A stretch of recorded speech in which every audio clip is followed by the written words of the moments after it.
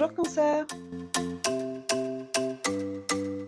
Alors, je suis Margot Chikaoui.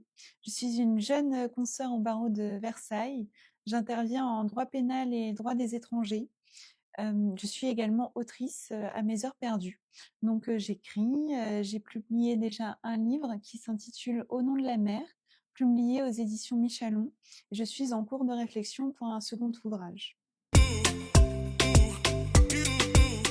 Alors, pour moi, l'avocature, c'est une vocation. Dans le sens où, dès l'âge de 11 ans, j'ai eu ce rêve qui a commencé à prendre de l'espace dans mon imaginaire, parce que, j'avais connu, une situation familiale un petit peu délicate où effectivement ça m'a permis de connaître un petit peu le milieu, judiciaire, hein, très tôt. Et puis, l'avocat de ma mère était une figure qui m'avait, déjà très jeune marquée. Et cet avocat m'a donné, la chance de faire un stage, dans son cabinet. Je sais à quel point, c'est précieux, un stage de 3e, dans un cabinet d'avocat. Je sais bien que tout le monde n'a pas cette chance-là, mais en tout cas, cet avocat m'a offert cette opportunité et je lui en suis extrêmement reconnaissante parce que lors de ce stage-là, je me suis rendu compte que, c'était un merveilleux métier que d'être avocat. C'était d'être à l'écoute des gens, des personnes et que c'était certainement ce que j'avais envie de faire. En tout cas, ça a confirmé un petit peu cette intuition que j'avais à 11 ans. Et puis, honnêtement, juste après ce stage, je me suis totalement ressaisie d'un point de vue scolaire, au grand bonheur de ma mère. Et j'ai commencé à travailler très sérieusement pour avoir des résultats conséquents et m'assurer de réussir à atteindre cet objectif d'être avocate. Donc oui, pour moi, une certitude, une vocation. Et honnêtement, quand je suis devenue avocate, moi, il y a toujours un petit peu ce doute, dans le sens où on a un rêve, on a un objectif. Mais on se pose quand même souvent la question de, est-ce que c'est un rêve qu'on se raconte? Est-ce que c'est une histoire? Est-ce que ça va vraiment nous plaire? Mais quand je suis devenue avocate, je me suis rendu compte de à quel point cette profession correspondait, me correspond, et à quel point je ne me suis pas trompée sur mon objectif.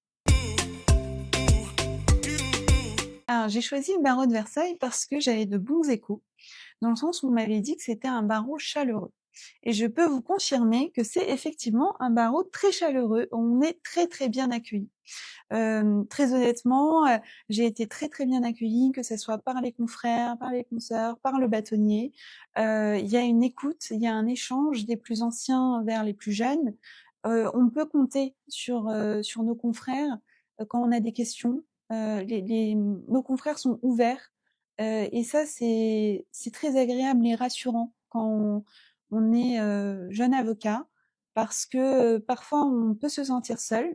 Et c'est vrai que c'est un métier solitaire, mais quand on voit que des mains sont tendues, ça nous rassure.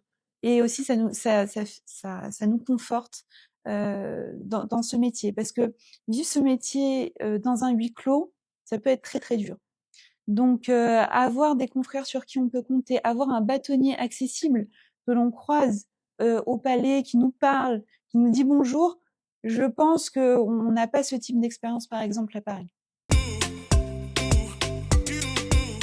Alors, c'est très compliqué de choisir un fait marquant parce que honnêtement, chaque désignation pour moi est un honneur. Comment dire?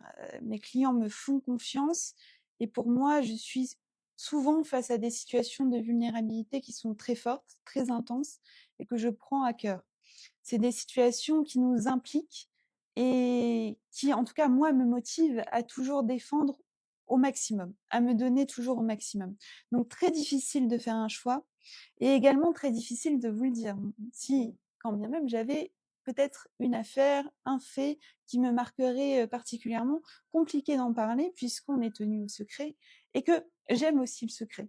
Dans le sens où peut-être que ça me plaît bien de pas vous le dire parce que je pense qu'il y a une forme de grâce dans le secret et que, il y a une beauté à ne pas dire, à garder pour soi l'intimité qui nous est confiée et je trouve que la beauté du métier d'avocat réside dans le secret. Donc je préférerais peut-être garder pour moi ce ce moment, enfin, ce fait qui a peut-être marqué ma carrière et enfin, j'ajouterais que en tout cas, il y a des dossiers où j'ai une particulière sensibilité, c'est celle où je suis en défense de mineurs, où là, je sais qu'il y a un avenir qui n'est pas fini. Il y a un avenir justement qui, heu, qui se dresse devant nous et où tout reste possible. Donc on a une responsabilité qui est, importante dans ce type de dossier. Alors, sur une recommandation culturelle, je vous recommanderais Martin Eden de Jack London. Donc c'est une histoire, que j'aime bien, qui me parle bien, qui fait voyager et réfléchir, dans le sens où c'est un marin, qui n'est pas du tout instruit, qui ne sait ni lire ni écrire et qui tombe amoureux, d'une jeune femme qui elle, pour le coup, n'est pas du tout issue de la même classe sociale, que lui. Donc Martin Eden va, s'instruire, va apprendre à lire, à écrire, va, énormément se cultiver et va même devenir un écrivain à succès. Mais est-ce que le succès, rime avec bonheur? Telle est la question. Alors, je vois bien monsieur le bâtonnier Thierry Voitelier, notre bâtonnier élu, sur donc la question de l'intelligence artificielle. Parce que cette question-là, elle est cruciale.